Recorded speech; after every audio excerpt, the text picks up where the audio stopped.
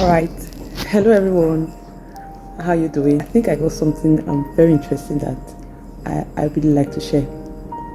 So here's it. You know, how easy that we look at other persons and complain about the things that they did to us that we didn't like. You know, how they treated us. You said that to me. You spoke. I don't like the way you spoke to me. I don't like the way you treated me. I don't like the way you behave and all that. So it's very easy to look at other persons and complain about the things that they said or they did to us that we didn't like, not knowing that we too are capable of doing something, sometimes even in a worse manner. Just like we don't have the privilege yet to do it. So here's the story. In an African home, it is very proper. All of you watching me right now can attest that in an African home, it is very proper that when you wake up in the morning, you walk up to your parents and you greet them. You greet your father, you greet your mother, you greet everybody that is older than you. I remember as a child, when I wake up, when I was staying with my grandma, when I wake up, I have to go around the whole neighborhood, the compound.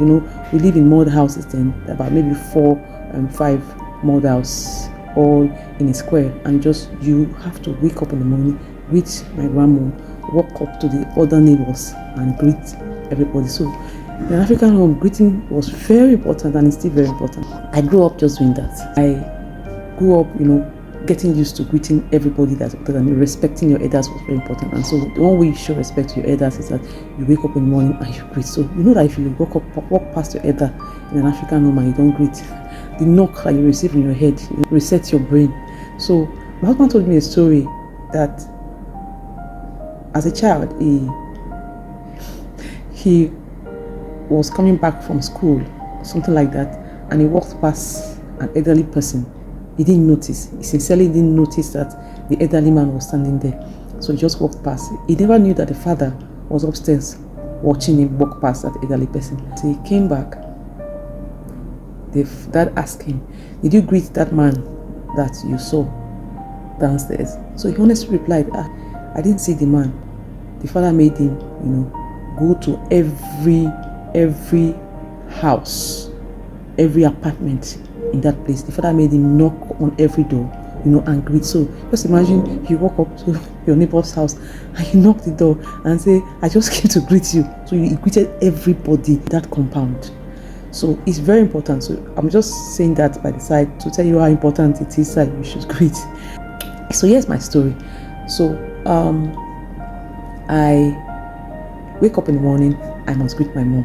So you wake up in the morning, you go to your mom in your local dialect and you say, "Mommy, mingo." So you greet.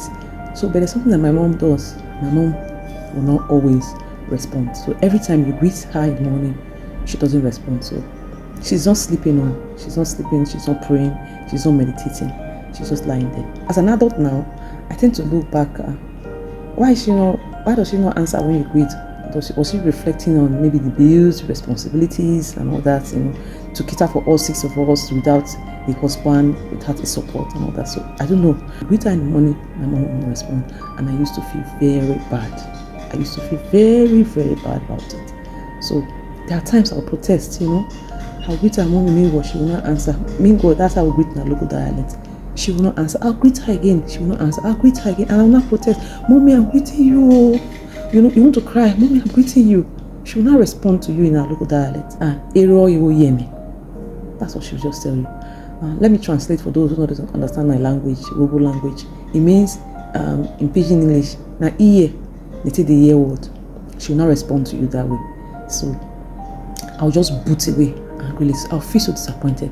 I was thinking that by the time I protest, "Mommy, I'm greeting you," she would just say, "Okay, friend, my daughter," she would just maybe hug you and all that. My mom wasn't that emotional, so she would just say, "Oh, you won't hear me." So I'll just put away. I'll just go sometimes behind our building, then I'll just stay there. I'll just feel so lonely, feel so sad. But after a while, I got used to it. Still, I didn't like it. I never liked it. I hated it. I tried to protest, but it didn't make sense. And you know that in an African home, you can't protest and say, "Mommy, I mean, since I know you, or since I grew up, I always greet you, especially in the morning. You don't answer. So therefore, from